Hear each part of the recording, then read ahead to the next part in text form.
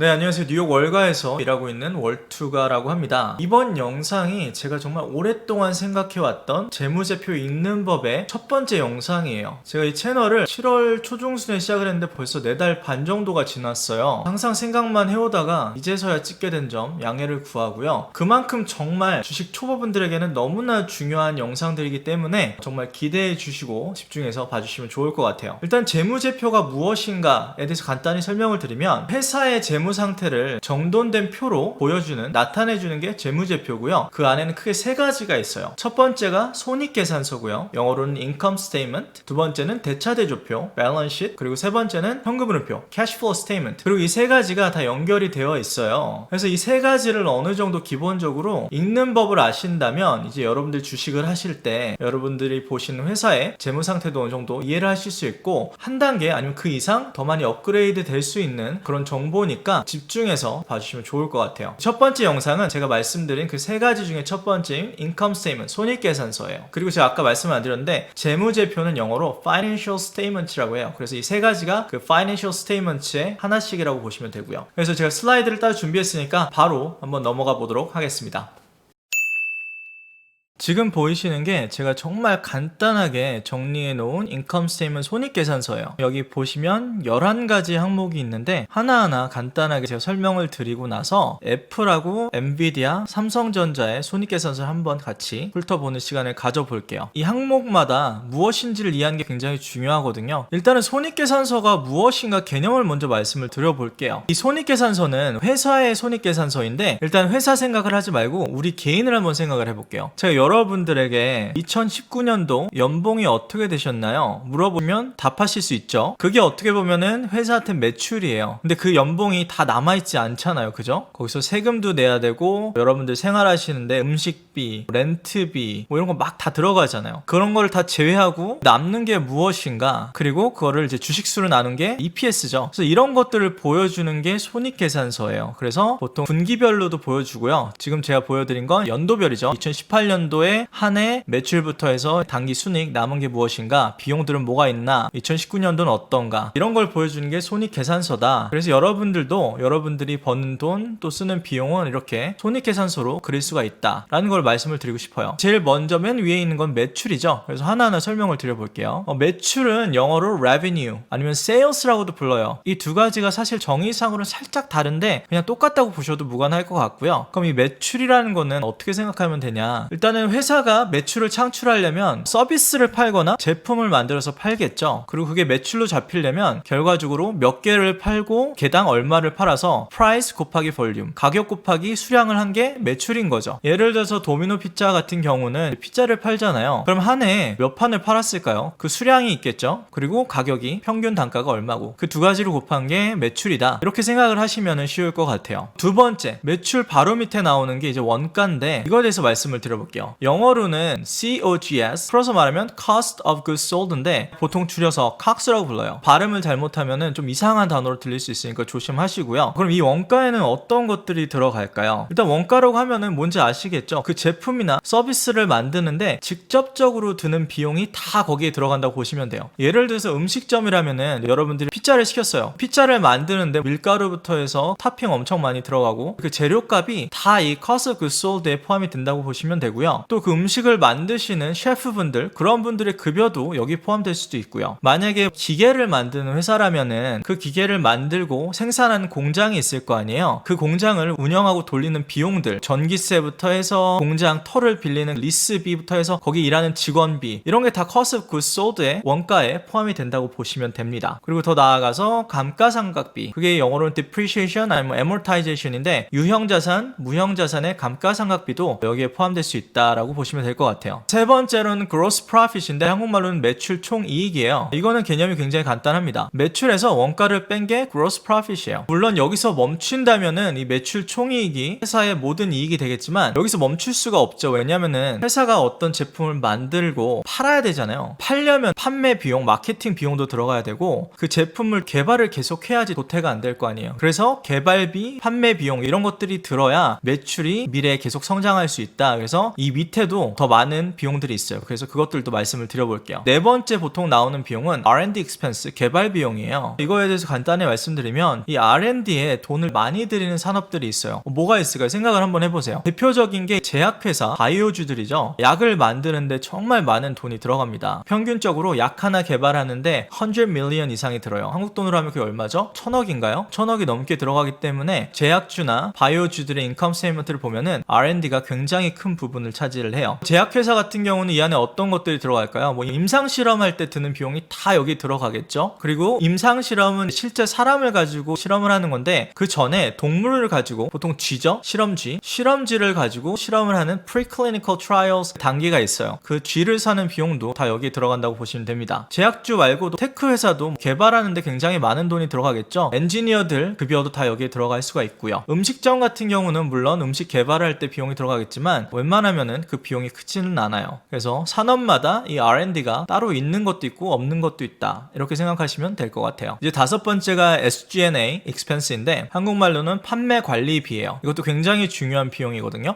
SG&A인데 S는 selling, 판매한다. selling의 약자고 G&A는 general and administrative expense, 그 외의 비용들을 말해요. 제가 아까 말씀드렸듯이 제품이 팔리기 위해서는 회사에서 굉장히 열심히 홍보를 해야 돼요. 가만히 있는다고 팔리는 제품은 없다고 보시면 되거든요. 그렇기 때문에 직접 손님들과 만나서 제품 설명도 하고 온라인, 오프라인으로 홍보도 하고 직원들이 여기저기 다니면서 그 트래블 관련 비용도 있고 이런 것들이 다 SG&A 포함이 되는 거고요. 이 G&A에는 뭐가 들어갈까요? G&A는 어떻게 생각하시면 되냐면은 회사의 영업 관련 비용들이 있을 텐데 아까 말씀드렸던 원가, 개발비, 그리고 방금 말씀드린 셀링, 판매비를 제외한 모든 비용이 여기 G&A expense에 들어간다고 보시면 돼요. 그 안에 들어갈 수 있는 거는 일단은 직원의 급여, 그리고 임원진들의 급여가 다 여기 들어가고요. 또 두 번째로 그 회사의 헤드쿼터 있잖아요. 본사, 그 건물에 관련된 모든 비용들이 다 여기 들어갈 수도 있고 회사의 보험 비용, 전기 비용, 렌트 비용 그런 것들이 다 들어갈 수 있어요. 그래서 그게 SG&A고 보통 매출 대비 이 부분도 굉장히 큰 부분을 차지한다 라고 보시면 될 것 같아요. 그러면 이제 다섯 번째가 EBIT, 영업이익인데 이게 굉장히 중요한 라인이에요. 그 이유가 뭐냐면은 보통 우리가 말을 하는 게 이 라인, 영업이익 라인 위는 above the line이라고 불러요. 그리고 그 밑은 below the line이라고 불러요. 그 이유가 뭐냐면은 이 영업이익 위에 있는 숫자들은요 다 영업과 관련된 숫자들이에요. 매출 그리고 이 세 가지 비용들도 다 영업에, 회사를 영업하는 데 관련된 비용이기 때문에 above the line은 되게 중요한 라인이고 below the line은 영업과 관련 없는 항목들이 다 있어요. 예를 들어서 이자 비용, 법인세 비용이 크겠죠. 그래서 웬만하면은 이 위를 가지고 우리가 회사를 분석할 때 본다 이렇게 생각하시면 될 것 같아요. 그래서 이 영업이익에 대해서 간단히 말씀을 드려볼게요. 영어로는 EBIT이라고 부르고요. EBIT이 뭐냐면은 Earnings Before Interest and Taxes. Earnings는 수익인데 전이죠. 이자하고 세금 전, 그 두 가지를 띄기 전의 이익이라는 거죠. 그래서 Operating Income이라고 보통 많이 불러요. Operating은 영업한다는 거죠. 그래서 영업 관련 수익, 그래서 Operating Income 이렇게 생각하시면 될 것 같아요. 제가 앞에는 안 보여드렸는데 6.5로 또 한 가지를 말씀드리면 이 용어 많이 보셨을 거예요. 이 용어를 한국 분들이 발음을 잘못하시더라고요. 심지어 전문가 분들도 발음을 EBITDA 뭐 이렇게 하시는 것 같은데 실무에서는 EBITDA라고 불러요. 애가 아니라 이예요. EBITDA. 발음이 그렇게 중요하지는 않죠 당연히. 하지만 정확하게 하시면 좋으니까 이거는 EBITDA라고 부른다. 그리고 EBITDA가 뭐냐? 앞에 거랑 똑같아요. 근데 D하고 A가 추가가 된 거죠. Earnings Before Interest and Taxes. 그 다음에 D&A가 뭐냐면은 아까 말씀드렸던 감가상각비예요. Depreciation은 유형자산의 감가상각비고요. Amortization은 무형자산의 감가상각비예요. 감가상각이라는 개념이 뭔지는 한번 찾아보시면 되는데 예를 들어서 여러분들이 차를 사셨어요. 1000만 원을 주고 차를 사셨으면 그리고 그 비용을 만약에 여러분들이 손익계산서에 쓴다 하면 그 모든 1000만 원을 그 산 해에 다 비용으로 떨구진 않아요. 예를 들어서 1000만 원짜리 차를 사고 우리가 앞으로 10년 동안 감가상각을 한다라고 하면은 1000만 원 나누기 10해서 앞으로 10년 동안 매년 100만 원씩 비용으로 잡는 거죠. 그래서 손익계산서에는 그 1000만 원이 올해 다 잡히는 게 아니라 앞으로 10년 동안 100만 원씩 비용으로 잡히는 거, 그렇게 생각하시면 될 것 같아요. 그래서 EBITDA는 감가상각비를 차감하기 전 비용이다. 그럼 왜 굳이 D&A를 차감하기 전에 수익을 볼까요? 그 이유는 뭐냐면은 D&A라는 건 생각해보면은 현금 비용이 아니에요. 비현금 비용, 영어로는 non-cash expense거든요. 좀 복잡해지는데 진짜 현금화 될 수 있는 순이익이 얼마나 되냐를 보기 위해서 이런 EBITDA라는 용어를 만든 거예요. 이건 그렇게 중요하지는 않아요 아직. 어찌됐건 발음이 EBITDA가 아니라 EBITDA다. 이것만 가지고 가시면 될 것 같습니다. 그럼 이제는 below the line 쪽을 봐볼게요. 영업과 관련 없는 비용들. 대표적인 게 이자 비용이죠. 영어로는 interest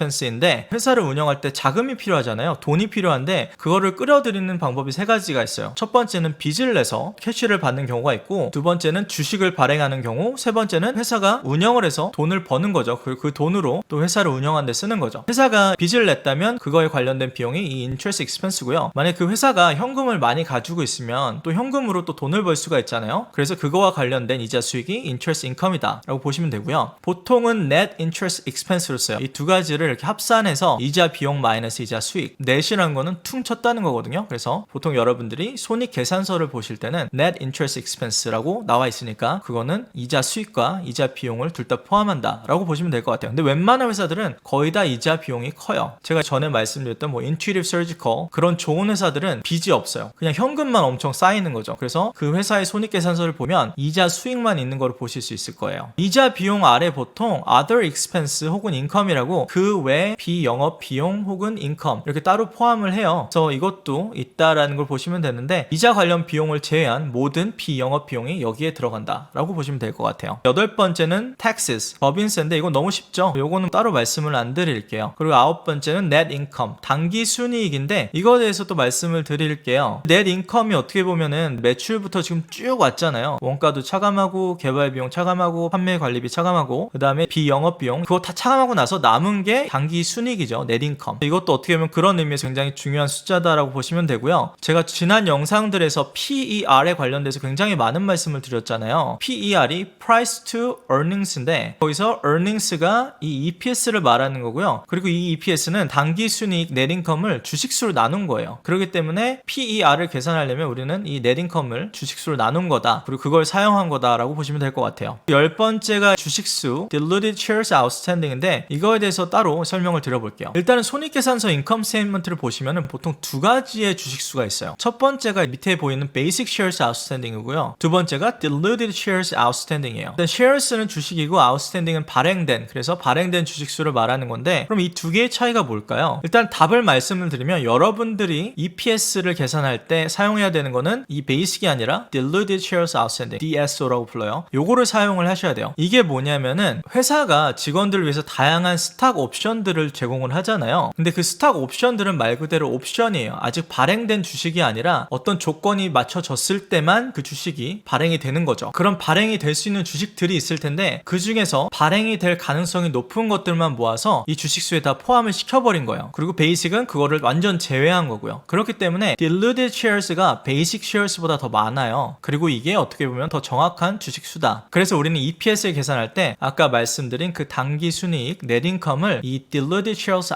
outstanding으로 나눈다고 생각하시면 될 것 같아요. 그리고 한 가지 더 말씀을 드리고 싶은 건 아까 전에 제가 회사가 자금을 조달할 때 세 가지 방법이 있다고 그랬잖아요. 빚을 내거나 아니면 회사가 번 돈으로 쓴다고 했는데 그 세 번째가 이제 주식을 발행한다고 말씀을 드렸어요. 회사가 만약에 주식을 발행을 한다면 이 diluted shares outstanding, basic shares outstanding이 늘어나겠죠. 그리고 만약에 회사가 자사주를 매입을 한다. 영어로는 share buyback 아니면 share repurchase라고 하는데 회사가 만약에 자사주를 매입을 하면 이 주식수가 줄어들겠죠. 그 개념만 이해하시면 좋을 것 같아요. 마지막으로 대망의 EPS, 주당 단기 순이익이고요. 이거는 earnings per share, 아까 말씀드렸죠. net income을 diluted shares로 나눈 게 EPS다. 그리고 어떤 구독자분이 물어보신 게 있어서 여기서 좀 말씀을 드릴게요. 제가 전에 말씀드렸던 그 티커라는 웹사이트 들어가시면 LTM이란 말이 있고 NTM이란 말이 있어요. 이 뜻이 뭐냐면 간단해요. LTM은 last 12 months, 지난 12개월을 말하는 거고요. NTM은 next 12 months, 앞으로 12개월. 여러분들이 PER이나 다양한 그 밸류에이션 멀티플을 사용하실 때는 NTM을 사용하는 게 맞는 거죠. 우리가 지금 2020년 끝자락에 있잖아요. 그러면 2021년도 next 12 months의 EPS를 가지고 PER을 계산하시거나 아니면 next 12 months의 EBITDA를 가지고 EV를 EBITDA 멀티플을 계산하시거나 그렇게 하시면 될 것 같아요. 여기까지가 손익계산서의 항목을 쭉 설명을 드린 거고요. 그럼 이번에는 실제 세 가지 회사의 인컴 스테이트먼트 손익계산서를 한번 같이 봐볼게요. 첫 번째가 애플인데 제가 여기서 열어볼게요. 여기 보시면은 애플의 10K예요. 이 10K란 건 뭐냐면요, 그 회사의 한 해의 총 재무 상태를 보여주는 사업 보고서, 연간 보고서라고 보시면 돼요. 그래서 이거는 여러분들이 주식 리서치를 하실 때 무조건 읽으시라고 강하게 말씀을 드리고 싶어요. 정말 많은 정보가 있기 때문에 굉장히 많은 도움이 되거든요. 좀 내려보시면 여기 이렇게 목차가 있어요. 좀 보시면 뭐 비즈니스 리스크 팩터 쭉쭉쭉 있는데 우리는 지금 재무제표를 봐야 되잖아요. 그럼 여기 financial statement, 이게 재무제표거든요. 이걸 클릭을 하시고 쭉 내려보시면 이제 나오죠. 첫 번째 나오는 게 손익계산서인데 인컴 스테이트먼트 말고도 이렇게도 때도 쓰여요. Consolidated Statements of Operations. 처음은 매출이라 그랬죠. Sales나 Revenue나 똑같은 말이라고 했어요. 애플은 제품을 팔고 또 서비스도 팔기 때문에 친절하게 이 두 가지를 나눠서 보여주는 거죠. 그리고 2년치가 아니라 3년치를 보여주는 거예요. 보통 회사들은 Fiscal Year End가 12월 31일에 끝나는데 애플은 9월에 끝나네요. 그 이유가 9월 달에 보통 애플이 새 제품을 발표를 하잖아요. 그렇기 때문에 9월로 Fiscal Year End를 한 것 같고, 매출 밑에 뭐가 있다고 말씀드렸죠? 원가가 있다고 그랬죠. Cost of Goods Sold 아니면 Cost of Sales 둘 다 쓰여요. 근데 여기도 친절하게 제품 관련된, 프로덕트 관련된 비용 그리고 서비스 관련된 비용, 이 두 가지는 마진율이 다를 거예요. 그리고 마진율에 관련된 건 다음 영상에서 보여드릴 거니까 좀만 기다려 주시고요. 그래서 이걸 두 개 차감한 게 Gross Profit, 여기는 Gross Margin이라고 되어 있는데 Gross Profit이 맞는 거죠. Gross Margin은 마진율이기 때문에 Gross Profit을 매출에서 나눈 게 Gross Margin인데 얘네가 이걸 왜 이렇게 잘못 썼네요. 아무튼 그 밑에 두 가지 영업 관련 비용이 있어요. R&D가 있고 제가 말씀드린 두 가지 비용이 있어요. 그거를 다 차감한 게 Operating Income, EBIT, 영업이익이라고 말씀드렸고, 그 밑에 이제 그 외에 비영업 관련된 비용, 여기는 Other Income Expense, Interest Expense는 여기는 따로 써있지 않네요. 아마도 애플이 캐시가 엄청 많을 거예요. 그래서 그럴 수도 있고, 그리고 그 밑에 세금이 있고 Net Income, 그거를 이제 주식수로 나눈 게 EPS인데 아까 말씀드렸듯이 Basic, Diluted 있잖아요. 우리는 Diluted Shares Outstanding을 써야 된다. EPS가 두 가지가 있는데 3.31 말고 3.28을 쓰는 게 맞다. 이렇게 보시면 될 것 같아요. 이게 애플이고요. 엔비디아도 잠깐만 보여드릴게요. 엔비디아도 똑같은 10K인데 또 내려보시면은 여기 Financial Statements가 있어요. 클릭하시면 또 쭉 내려보시면 여기에 이제 똑같이 Consolidated Statements of Income 나오죠. Income Statement. 여기는 더 심플하네요. Revenue 있고 Cost of Revenue, Cost of Sales, 아니면 Cost of Goods Sold. 그 다음에 이거 두 개를 뺀 게 Gross Profit, 그리고 Operating Expense에는 R&D 비용, SG&A 있다고 말씀드렸고, 이거는 이제 Restructuring and Other Charges라고 되게 특수한 경우예요. 그래서 One-Time Expense라고 해서 매년 반복되는 게 아니잖아요. 이건 나중에 말씀드리겠지만 이런 매년 발생하지 않는 비용들은 다 제외를 하고 EBIT이나 Net Income을 계산하시면 돼요. 그거를 Non-GAAP이라고 부르는데 이것도 따로 설명을 드리겠습니다. 아무튼 Income from Operations가 EBIT, Operating Income이고, 그 밑에 여기는 이제 Interest Income Expense가 따로 나와 있네요. 그리고 Other Expense, Net Other 이렇게 되어 있고요. 그 다음에 세금, Net Income, 여기도 EPS가 Net Income per Share, 그게 뭐 EPS죠. Basic하고 Diluted 나눠져 있고, Shares Outstanding이 이렇게 또 두 가지 나눠 있어요. 여기는 Dividend, 배당을 주기 때문에 주당 얼마를 주는지도 써 있고요. 마지막으로 삼성전자도 보여드릴게요. 삼성전자는 워낙 국제적인 인터내셔널한 회사이기 때문에 영어 버전이 있더라고요. 이건 다 웹사이트에서 찾은 거기 때문에 여러분도 보실 수 있고요. 쭉 내려보시면 이거는 이제 대차대조표, 제가 다다음 영상에서 보여드릴 거고요. 내려보시면 Consolidated Statements of Profits or Loss, 이것도 Income Statement인데 똑같죠. Revenue 있고 Cost of Sales 있고 Gross Profit, 그리고 SG&A. 여기는 R&D가 따로 나와 있지가 않네요. 근데 이 리포트를 찾아보시면 Research and Development Expense 따로 나와 있을 거예요. 여기도 Operating Income, Operating Profit, EBIT이죠. 그리고 다른 비용들, 그리고 세금 똑같아요. 좀 용어가 살짝 다르긴 한데 여기 Profit for Period가 이제 Net Income이고요. 그리고 여기 이제 EPS 있죠. 여기도 Basic, Diluted. 그래서 이런 식으로 손익계산서를 읽으시면 된다라고 말씀을 드리고 싶고요. 간단하게 요약을 해드리면 제가 손익계산서 읽는 법을 12가지 항목, EBITDA를 포함해서 나눠서 말씀을 드렸어요. 만약에